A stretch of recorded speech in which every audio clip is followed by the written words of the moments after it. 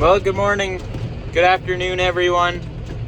Dad told me to come down here and feed, which I normally do, but today we're gonna video it because I got a bunch of extra projects. So, starting the video a little late. I'm already at Nelson's.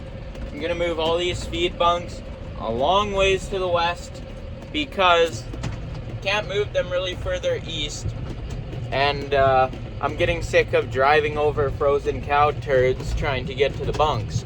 So we'll put them on fresh ground.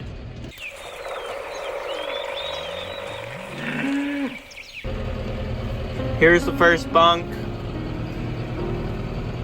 You can see there's a fair bit of snow and stuff that was in the bunks from when it drifted really bad one day. It was pretty windy. So we're gonna go closer to the fence, put it somewhere in there.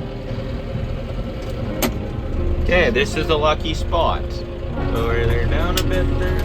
So I see there's a broken board down there. That's unfortunate. We're close to this fence. We want to put a big gap there because they were too close before, and then from bunk to bunk you have no room to get straightened out if they get a little crooked. So anyway, we're using up all the space we have, and basically this whole quarter of this, sorry, how do I say this?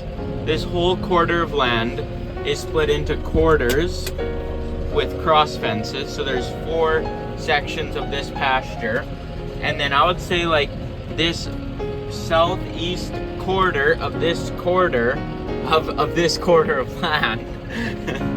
this little bit is all peat moss stuff, so we try to feed and bed in here so that kind of build up the soil a bit. Okay, so I got all the bunks over here. Got those 5 lined up, finishing with this last one. So it looks quite straight from where I am, and I'm gonna video this so you guys can see how straight it actually is, because with how my luck's going, I'm probably gonna have to attempt another 5 times to get this one to line up. Yeah, see that? We need to just go straight that way, like 2 feet. At least it's not too bumpy over here, so you can kind of rip around with the tractor to re-grab the bunks and stuff. I'll try to do this while videoing, but yeah, this is a fine art when it comes to There we go. So I always picture a line. So somewhere right there, I think. Actually, let's just back up a little bit. Too far. See that? Whatever, that's close enough where we can still get into it with the feed wagon, I think. Okay, so we're still at the pasture. Gonna check the watering bowl here. The watering bowl, like I said earlier, this is a big quarter of land, cross-fenced there, and then obviously there and there as well. And if you've seen this summer, the watering bowl is good. If you've seen this summer, we were always running an electric wire because that stuff was mature, so we were force feeding them. Then there's a video of me making hay on that field. It's not our field or our hay. I was just using our equipment, helping out a neighbor, I guess. Yeah, I thought there was something else. Oh yeah, so the reason, normally I check the watering bowl when I come here with the feed wagon, but today I don't have the feed wagon right now, so I just came to check it now, so I don't have to later with the feed wagon, because it's fairly bumpy. Even if you go slow and in the right route, it's bumpy.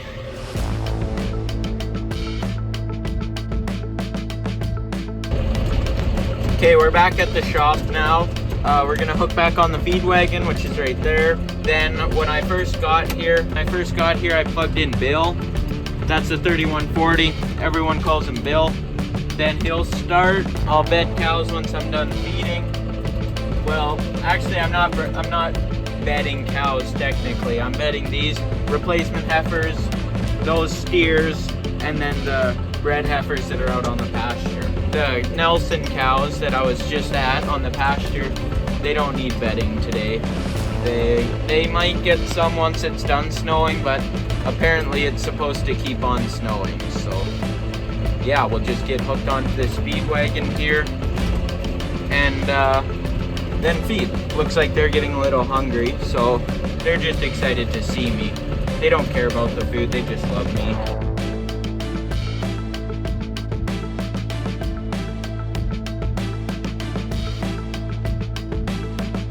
That's unfortunate.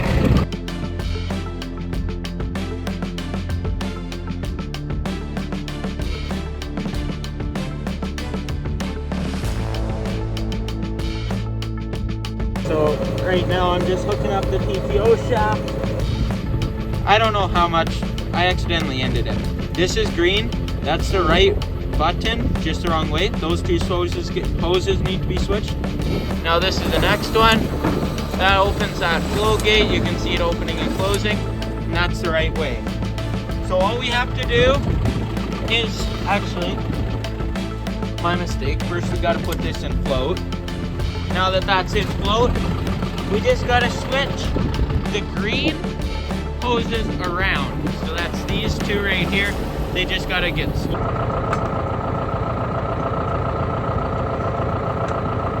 okay. Next time, don't hit your head on the scale. We are good to go now.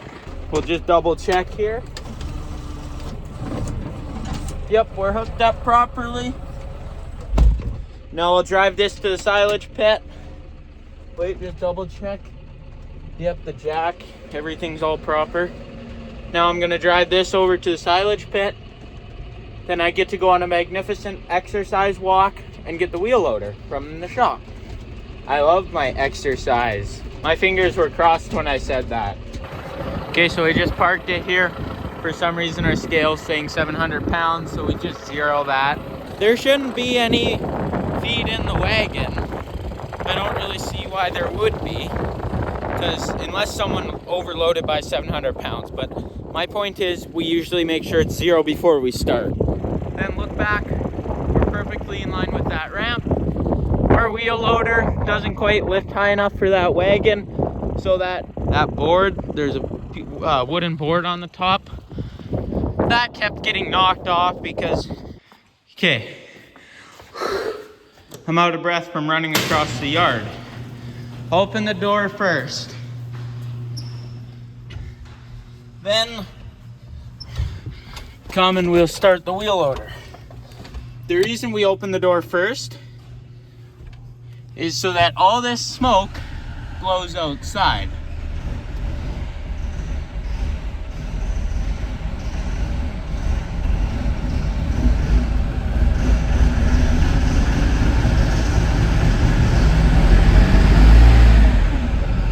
I checked the oil and everything.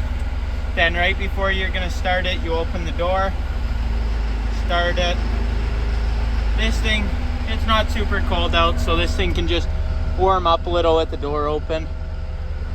This wheel loader starts pretty cold, especially if it's outside, even when it's plugged in. Okay, so now that we're back to the tractor, we jump out of the wheel loader, get in the tractor, and then we're gonna turn on the PTO. What was that noise? Turn on the PTO. PTO is running.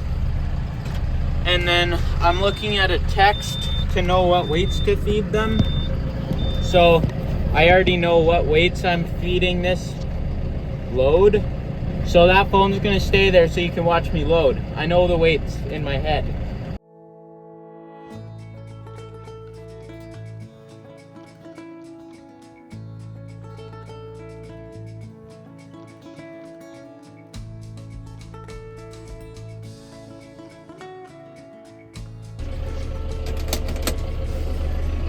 Okay, so this is the load for the steers. The first bucket I dumped in was 740 pounds of silage. That's what I was aiming for. I was a little closer to like 780, 790 kind of area. Then the second bucket I dumped in was 700 pounds of grain. That leaves us around, it's kind of bouncing around, and I'm sure you can't see it on the camera, but my scale's now at like 14, 75 kind of area, and that's what we were aiming for the total weight. Then I grabbed another bucket of silage and drove as if I was gonna dump it, and then parked. So that'll be for the next load.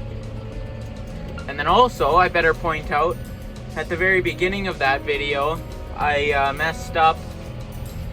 See, that scale is on a moving arm.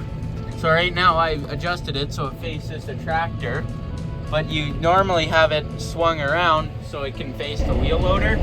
And I forgot to move it when I turned on the PTO, which you don't move it in the tractor, but I usually just turn on the PTO, move the scale, and then load it. So I just had to run back and reload it. So here's the steers. We'll just slow down here. That one with the orange tag, oh, come on. Yeah, there, that orange tag right there, that's my steer. Right, actually, screw it. Sorry, that was a waste of time. Anyway, these are the steers. So I lift my loader so I can get right up to the fence. Then we're nice and straight. There's no gates because these bunks are dumped into from this side and the steers eat them from the other side. So we'll get nice and close here. As close as possible, really, because there's always some that trickles out the side. So you can eliminate most of that by getting nice and close. Turn on the augers, open the gate. Now we're dumping. We got to make sure we stay straight and speed up. It dumps fast. This is only 1,400 pounds, so we lose our load pretty quick, and we want to spread it across this whole section of bunks. So now we're at 900 pounds, 800, 850, 830, 800, 760. So now we're basically getting nothing out. We move this, close the flow gate, turn off the augers, turn off the PTO while we drive to the silage pit again, lower our loader, then make sure you swing wide because it would suck to hit the feed wagon on the side of the gate. And then we'll drive back to the silage pit. And the next load is going to be the replacement heifers and bred heifers. So replacements are right there. It's also the same style of bunk as those steers. You can see it there. And then I do the replacement heifers and those bred heifers on the same load. So, because they're both getting the same amount of grain per animal. So you just add up, you do the math as if they're both in the same pen, but they aren't. So then you just, anyway. Now I'm grabbing another 2,000 pounds, so we end up at 4,500 roughly.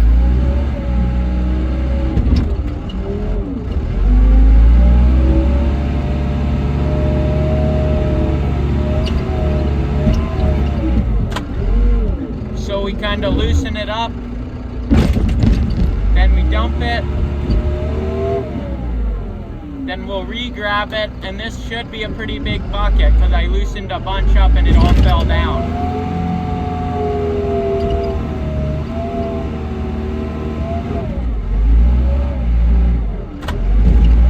That should be more than 2,000 pounds.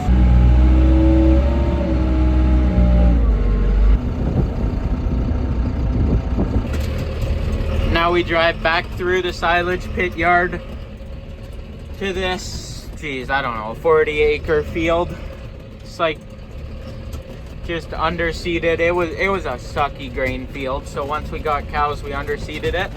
There's no fancy drive along bunks for these guys, but we have a Texas gate here, so they're all waiting here. Just slowly go over this Texas gate. It's a little bumpy. He told me to dump 2 of them on the way there and 1 on the way back.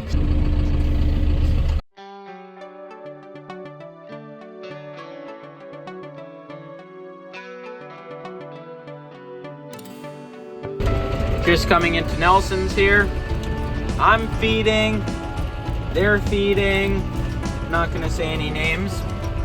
The neighbor's feeding, I'm feeding. I guess it's just that time of day. So now we got 60 pounds in the scale roughly. Nothing's really coming out. That's Sue. That's my 4-H heifer from a few years ago. That's probably my favorite part of feeding, is just watching her. She's the most friendly one ever in this whole cow herd. So she like, instead of sitting there and eating, she'll like just follow along with the tractor. Back to the farm now. This tractor's done for the day. I did forget one thing when I was parking the wheel loader. Said I was supposed to fuel it up. So once I'm done bedding, I'll have to just drive that. The fuel tank's right there, that red dot. Just have to bring it back out of the shop. Well, actually, maybe I'll just fuel it up tomorrow before I start feeding. I'll try to remember to do that so I don't have to start it again. Text from Dad. Gotta look at the text from Dad. Okay. John Deere 3140, also commonly known as Bill. Plugged in for about 3 hours.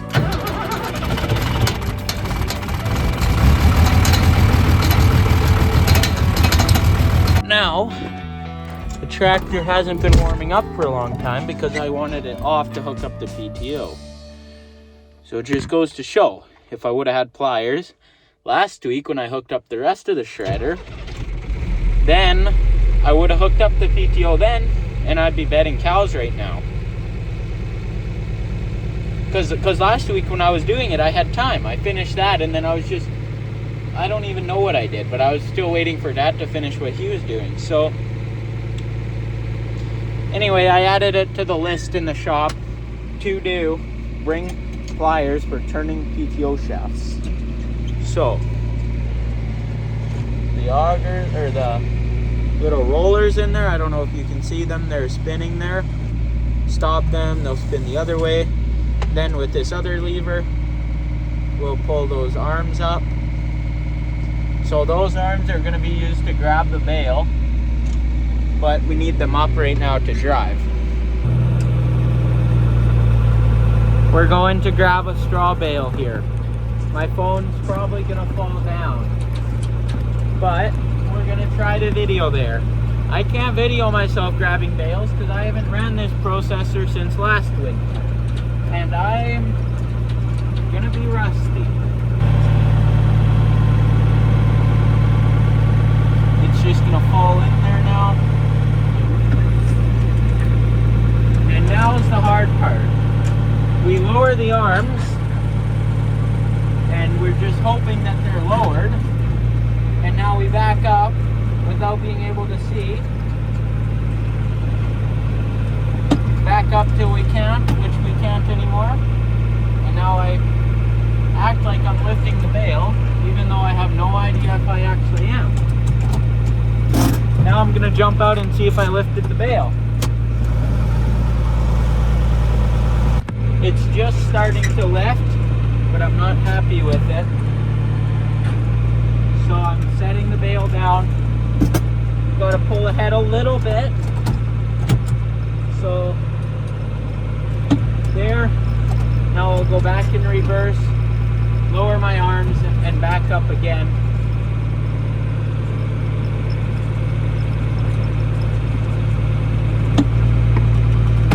Now I'm trying to pick it up again, and we'll see what happens. Basing off a shadow I seen, I'm pretty sure I got it, but I'm just gonna double check.